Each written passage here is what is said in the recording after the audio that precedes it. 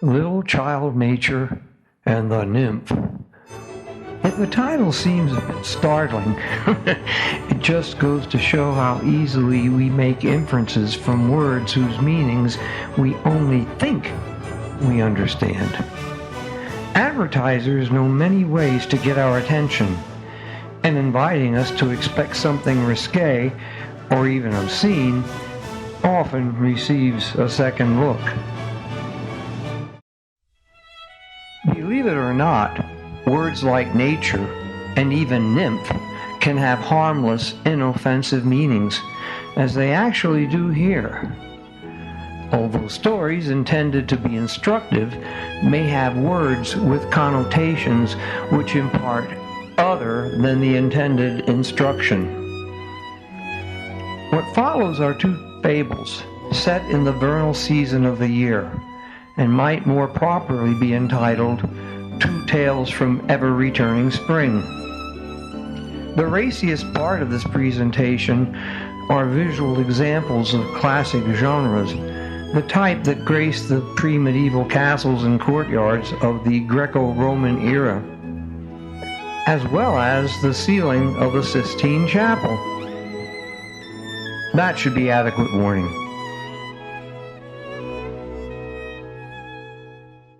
We have seen how some folks celebrate the return of daylight in December, and many of us greet evidence that warmth is conquering the cold in early February.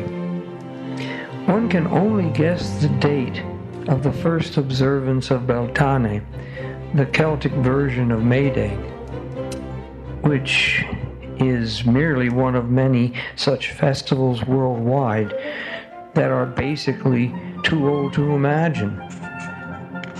Canada geese may not know that their honking northward exertions seem to be pulling vernal splendor behind them, or that pussy willows are donning furry bonnets that soon no one should need.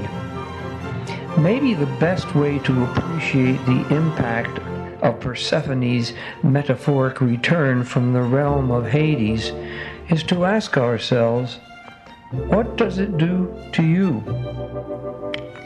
I have encountered my share of delightful yarns about how members of nature's community came into being, two of which stand out as taking different approaches to the organizing metaphors we call myths. One was and is intended for children, while the other is meant as more mature entertainment. These pop back into mind with the same reliability as ever-faithful spring itself. How edifying either of these may prove to be can best be determined by tweaking the question, what does it do to you? What does it do to you? Little Child Nature is a fable that our teacher, Miss Shoemaker, read to my third grade class in the spring of 1959, and I have not come across it since. And so it is quite likely that I have filled in some of the gaps with my own imagination. In any case, it begins with a sad little girl occupying a lonely world, just as bleak and barren and burdened with heavy dust, such as we now know covers the surface of the planet Mars. I am sure the writer of the tale did a fine job in describing how unappealing Earth appeared just then, but I defer to the first-hand accounts of such witnesses as curiosity and perseverance to give us some notion of what was faced by little child nature. Just as she was sinking into despair, she encountered three sisters who just happened to be the three components of modern meteorological spring: March, April, and May. They approached her with a deal she simply could not refuse. They would help her transform the planet into something far more to her liking if she would accept a contract to perform the tasks they commanded. LCN studied the face of each intently. March had a stern and unyielding visage, with no trace of kindness or any other transmissible feeling. April gave the child an impression of caring, although she had a trace of soreness in her eyes, as if she had just been crying.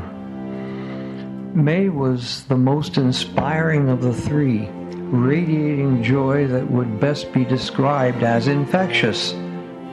Little child nature began to relax in the comfort of May's countenance, but this was rudely interrupted. "First you must work for me," March bellowed in a voice which shook the ground almost as much as it rattled the little girl's nerves. Little child nature was then handed a broom, which I gather was so ugly and decrepit that, had witches existed at the time, it would have looked perfectly becoming under one. "Now, sweep the whole world," March commanded. Aside from the inefficient looks of the broom, the task seemed so huge and daunting that it would have suited Hercules and Sisyphus, had either been around at the time. We may suppose that Earth then was as dusty as Mars is now, and LCN probably wished she had left well enough alone. But with the first sweep of the broom, the picture changed, both figuratively and actually. Each swing created a wind so strong that it blew the dust into space and completely out of sight. While this was still a titanic task, little child nature had apparently acquired the titanic skills needed to complete it. I am always warmed by stories of sweet and seemingly defenseless protagonists who overcome stupendous odds. And this story raises triumph of the underdog to an incredibly new level. Having rid the planet of mountains of unsightly, stifling dust, little child nature turned to April for her next assignment. "Now you must wash the whole world," April gently explained. LCN found this mission far more pleasant, although the implement was not so appetizing. It was a soggy, dark blue cloud, which the child frequently squeezed dry, but which was immediately filled with water once more. The world became cleaner, fresher, and prettier with her treatment, and the task was finished one day earlier than the sweeping endeavor. By the end of the assignment, Earth was clearly more attractive, with rocks and ridges showing varied shining colors, though it remained thoroughly drenched.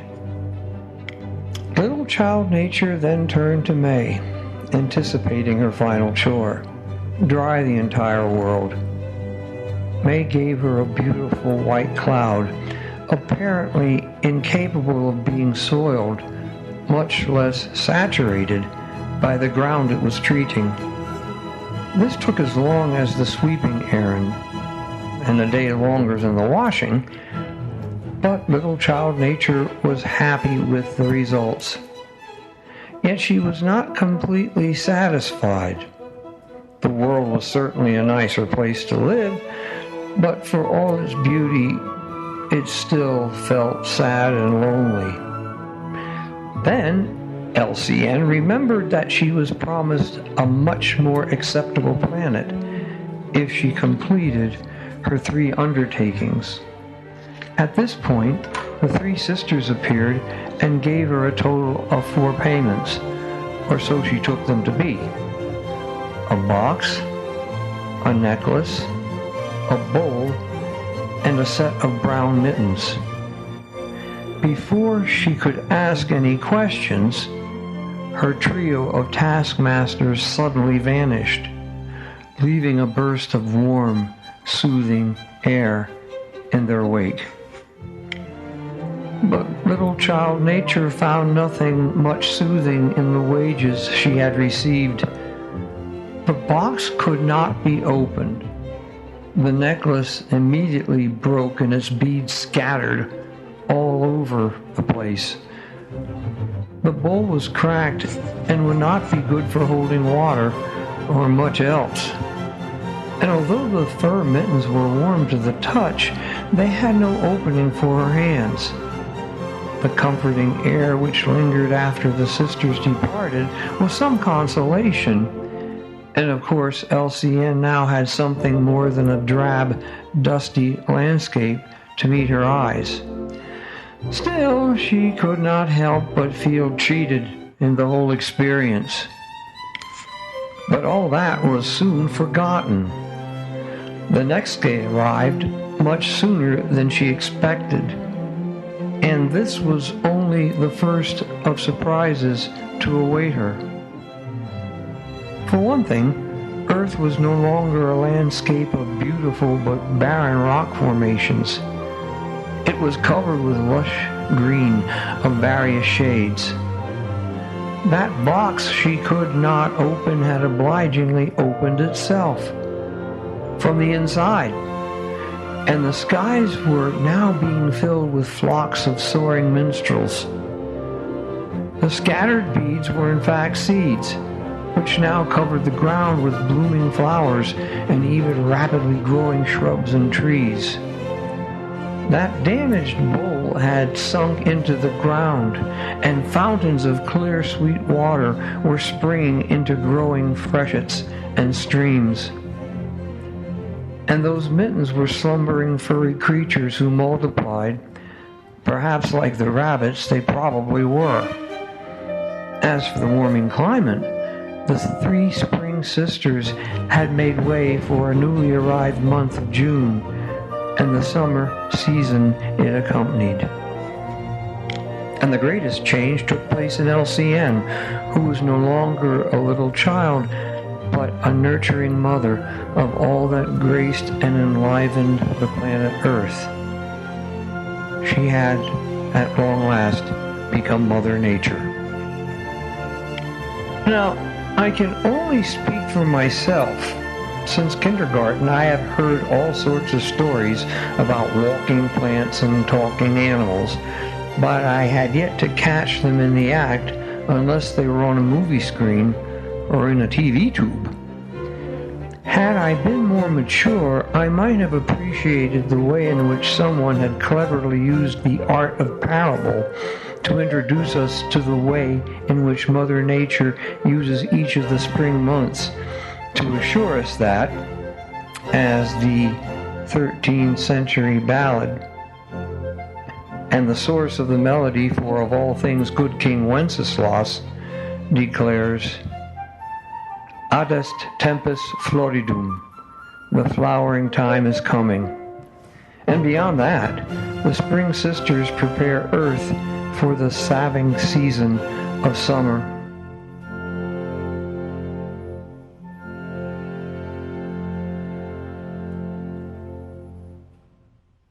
Now for the more adult-friendly fable of Greek mythology.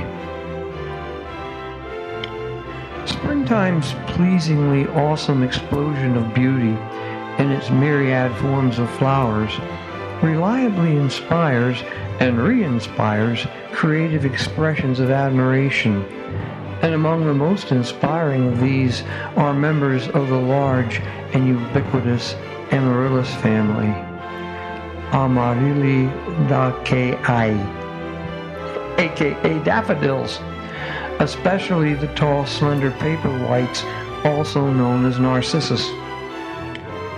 Although the legacy of classical Greece is preserved in admirably rich historical, that is to say, written accounts, its oral and folklore heritage takes a back seat to no one.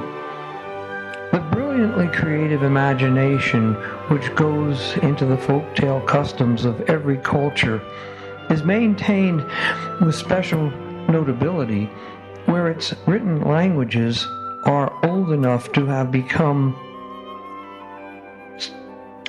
shall we say, capable of conveying the profound thoughts of Greek philosophers. But such languages necessarily develop at a relatively deliberate pace, which gives oral traditions plenty of time to grow and even to evolve into variations of the original themes.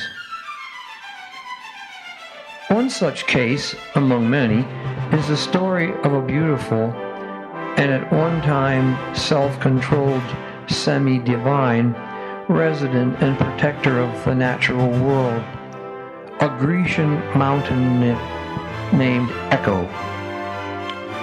Given that she is best remembered for her less than divine lack of coital self-control, many of us would be surprised to learn that the behavior which led to her randy reputation was a curse imposed upon her by jealous, angry antagonists.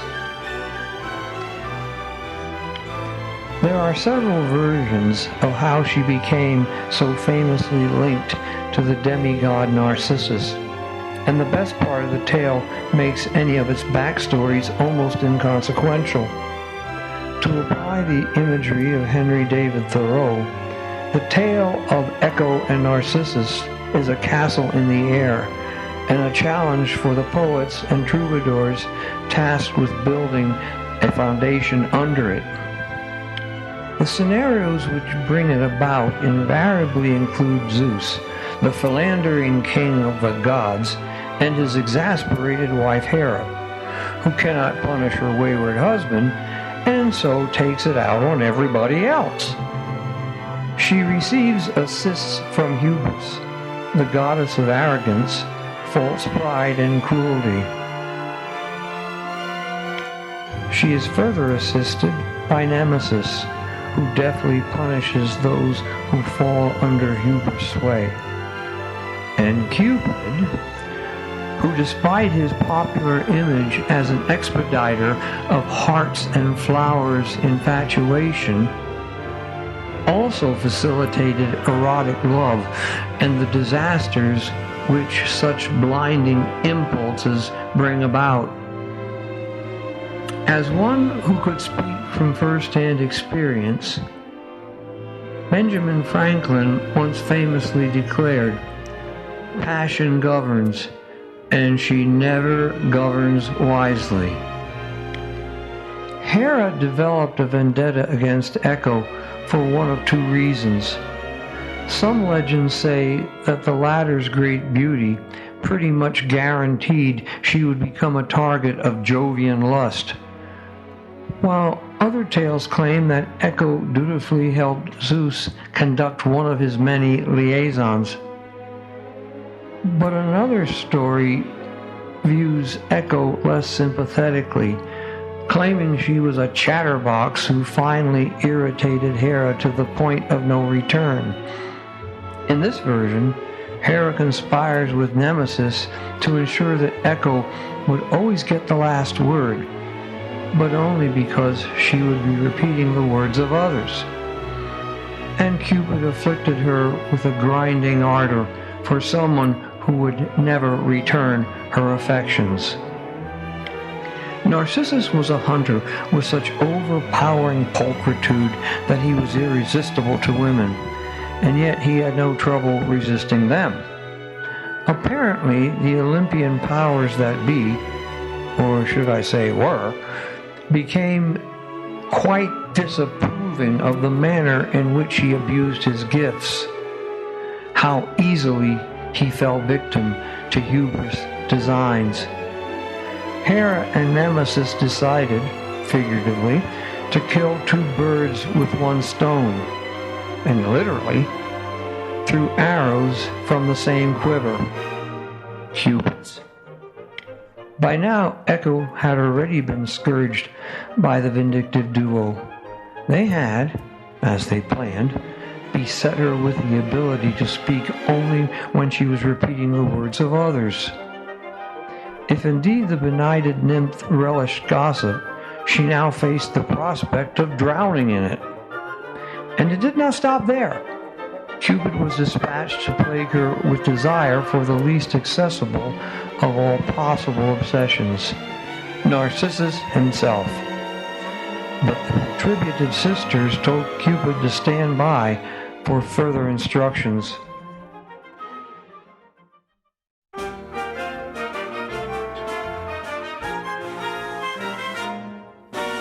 When she first spied Narcissus following her erotic wounding, Echo became something she had never before been: utterly aggressive. Narcissus was not used to having female admirers rejecting his rejection, so to speak, and one version of the encounter would make a burlesque devotee swoon with joy. Echo had to act out her desires since her own words were now beyond her reach. Stunned by her persistent advances, Narcissus thundered, "What do you take me for?" Take me, Echo chirped with delight. Still reeling from her mega-forward behavior, a now disquieted Narcissus asked with mounting apprehension, "Is that what you would have me do?" Thrilled with another such opportunity, Echo sang out, "Have me, do! Have me, do!" At this point, the hunter realized he had become the prey, and so he began to beat a very hasty retreat, bolting for the nearest creek. As he reached its shore, Cupid let fly another of his arrows, just as his target came in view with his own reflection on the surface of the stream. Narcissus stopped dead in his tracks, charmed by his own visage, and then dropped to the ground to have a closer look. And he just kept right on looking. Even in her altered state, for which she was in the process of dressing accordingly, Echo saw that her quest was doomed. Nonetheless, she was no more inclined to abandon Narcissus than he was inclined to abandon himself. One cannot be sure how long it took for the inevitable to occur, but at some point Narcissus perished, or at the very least he vanished, and in his place were clutches of exquisite paper whites. Echo, now dressed more modestly, began to gather the flowers and departed with her transformed beloved, Narcissus.